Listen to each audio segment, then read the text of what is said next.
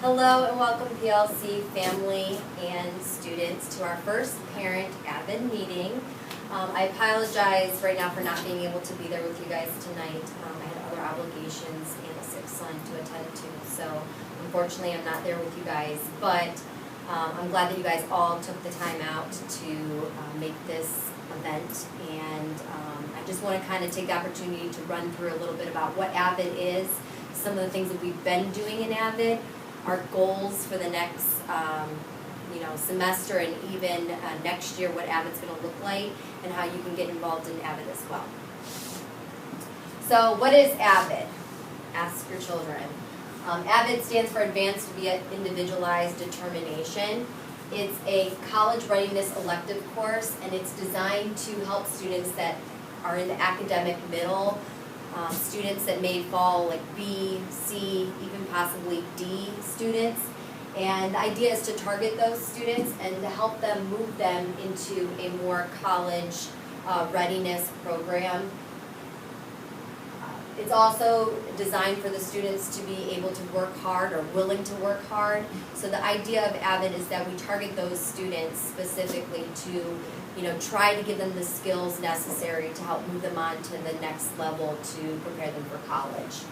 A lot of the things we do in AVID is start to implement practices and skills for students to be successful in school and in the real world. Again, our job, our goal is to get our students into college or enrolled in college. So we really try to practice implementing study skills and organization skills and all those other necessary skills to get us in that direction. For some AVID students, this really is the first time in their families for them to not only graduate from high school but to attend college. So that's what AVID is. So some of our AVID accomplishments this year so far in the short amount of time that we've had AVID, we do a lot of goal setting. Short-term goals and long-term goals, but I like to kind of focus in a lot on the short-term goals as something that is tangible where students can see it and they can reach those goals. And then we ultimately set a lot of long-term goals out, like what is our, what's our next year plan look like? What does 4 years look like? What does the future look like for a lot of our students? So we do a lot of goal setting. We also do a lot of organization skills for some of your lovely children. They have terrible organization skills. So that's one thing that we try to incorporate in this class as well. Things that we do is binders. They're always required to have a binder and have binder checks. They have daily journal writing, where every day when they walk into the class, they have what's called a quick write, where they are journaling constantly their thoughts, and they're required to keep up with those days, and if they're missing days to record those things. I also make them do a monthly calendar where every week on Monday they have to pull out their monthly calendars and they have to kind of go in and record, what does the rest of the week look like. And they also know that those days of those weeks can change, and they may need to be flexible and kind of alter those schedules as well. We've done some resume writing where I've asked students to kind of make an outline of resumes and to not only have a rough draft, but we kind of made editing. We peer edited each other's to kind of see what was good on some resumes and what wasn't necessarily or needed on other resumes. And we made final copies of our resumes for students to have on file. We also spoke about how those are things that we need to always have with us and be able to use if we're applying for a job or applying for college, and how we build on those resumes. We've done things like Socratic circles, where we've had students sit in big circles and they would be prompted on sometimes a very controversial topic where they will have to kind of agree or disagree on the topic. But not only that, but be able to stand up and give their reasoning to why they feel that way, and in a very respectful and polite manner be able to debate back and forth some of the reasons for why they feel the way they do, without it getting out of hand, and without, with students being able to listen to each other and take what other students say and be able to kind of hold back those feelings and then be able to convey why they think maybe a different way to the student body. So Socratic circles, they really do enjoy those, and we've seen a lot of improvements with them, so we will continue doing those. They've done Some research papers on potential careers, things that they may be interested in. I always tell the students, you know, some of their ideas of the careers that they are thinking about or wanting to get into is they need to research it. And they need to look at, you know, salaries and is this job going to be something that's available in the next, you know, 10 years when I get out of school? What's the job availability? How many hours I'm going to be working? So a lot of our students have ideas of what they want to do, but when they really took the time to sit back and research the careers, some students were like, this is not all what I want to do. I didn't think it was like this. So that research paper, they had to research 3 different careers and write a paper on both. I think was an eye-opener for a lot of our students. We incorporate what's called tutorials every Tuesdays and Thursdays, where we actually get in small groups based on subject areas where students will sit down and they will present, you know, either a topic or an essential question or just something that they're missing in that subject area. They're not understanding the material very well. And what ends up happening is we pair them up with other students that may be excelling in that class, and they kind of help each other out and tutor each other here in class on Tuesdays and Thursdays. We've done a little bit with scholarships and we'll continue to do more scholarship. I've had counselors in here and even college university representatives coming in here and talking to students about the importance of scholarships. They're very familiar with how to search for scholarships and what is a good scholarship or what's not a good scholarship or a scam. We will be continuing to do that into the second semester, is looking at specific scholarships that apply to them and starting to really get on board and starting to apply for those scholarships. We do a lot of Cornell note-taking. Anything that I'm presenting new to the students, they have to take Cornell notes. It's a systematic way of taking notes that they've done research on that they find is very beneficial and helpful to students. So we're starting to incorporate this throughout the school and try to create a school environment and culture with it.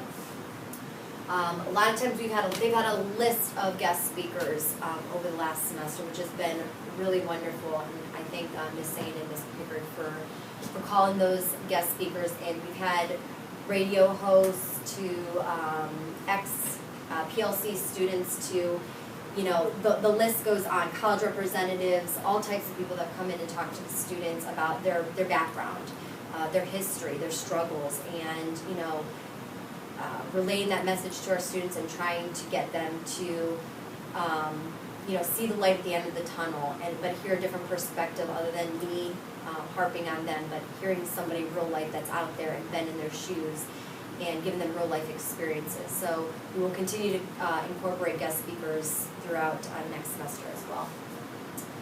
The other thing that we've been working on currently is what's called a cost of living project, where students had to literally make a budget plan. They had to kind of look up housing market, whether they want to rent or possibly buy in the future. And again, these are, I try to tell them realistic goals. So out of college, where do you really see yourself? Buying a home right away? Do you plan on renting? Do you want to move to New York? Do you want to move to, you know, Florida?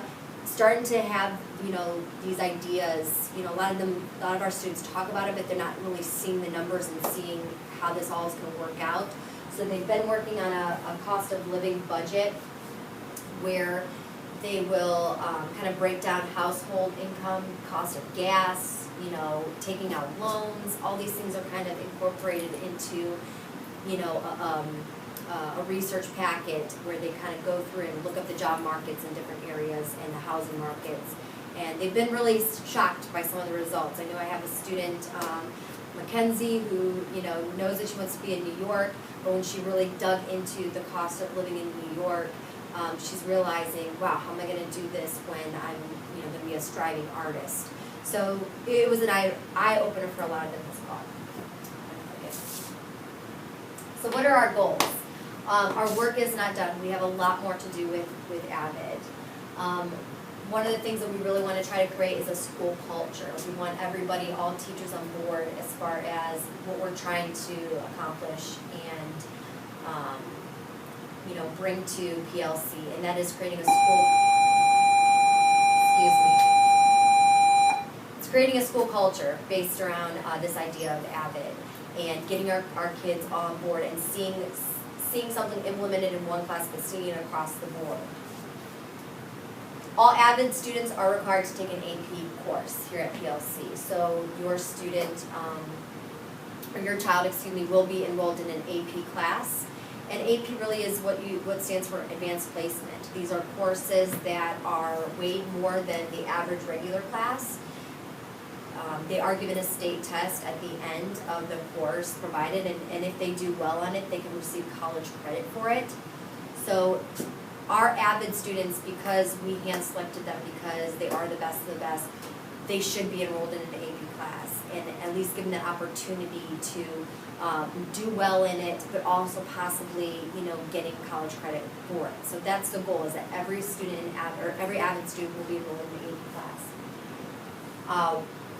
We will be taking a lot more college visits. They've done a few this past semester, but we will be doing a lot more with that second semester. Getting the students out there and seeing universities and talking to college students will probably be happening every other Friday is what our goal is, to every other Friday get our kids out there into a college and let them maybe sit on a class and see what college really looks like. So they can, again, see it instead of just talking about it, but really seeing it. Again, scholarships, I'm big on that. There's a lot of scholarships out there. I want our students to be able to see the array of scholarships available and to start applying for them early. And really, again, our goal is to get our kids ready for college. That's our goal and our plan with them.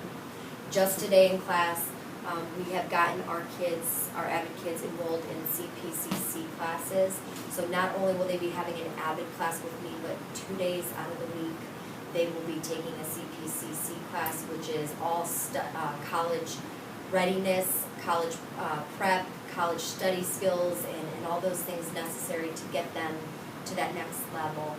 And it'll be done right here in AVID class. So the beauty of it is that they receive AVID credit, but they're also receiving CPCC credit. So I'm so excited about that, and I know that the kids, once we get it rolling for them, because we're just trying to get them all logged in and ready now, I know they're going to see the beauty of it as well. So, AVID parent, what do we need from you? Obviously encourage, and I know you guys all do, but encourage your child every day academically. I know sometimes they struggle in certain areas, or they feel like they're going to give up, but that's why we're all here as a team, as a family, to push our kids,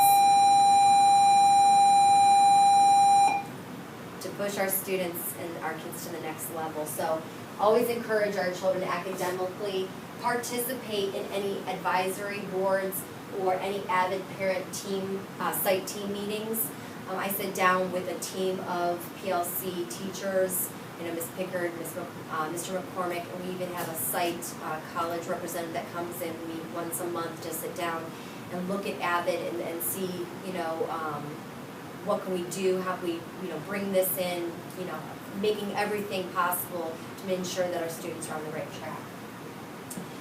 Maintain regular contact with me, at all times. I left up here my email.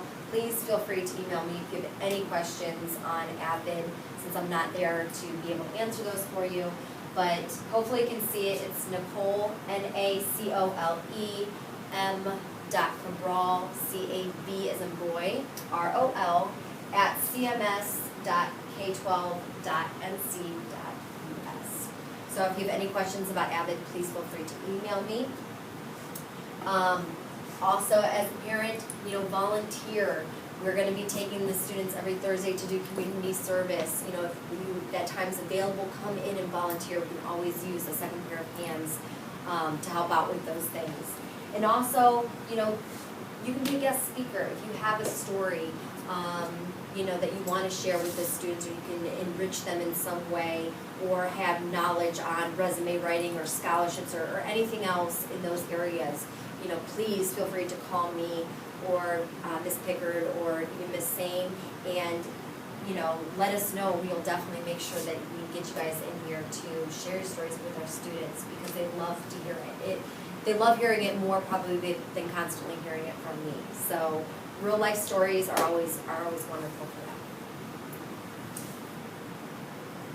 So that pretty much wraps it up, but I do want to take the time and say thank you for giving me the opportunity to work with with your bright and intelligent children. I always say, you know, I have the best career in the world because I personally get to help shape and mold the minds of youths every single day. So together I know that we can encourage and inspire these kids to do wonderful things and to be ready for college, and you know, they can move mountains. I know they can. They can all move mountains together. But thank you again for coming and giving up your time, and if there's any other questions, I know Ms. Pickard's here, that she'll be more than willing to answer any of those questions that I have not. So have a good break. I love you guys. Be safe. All right, mwah.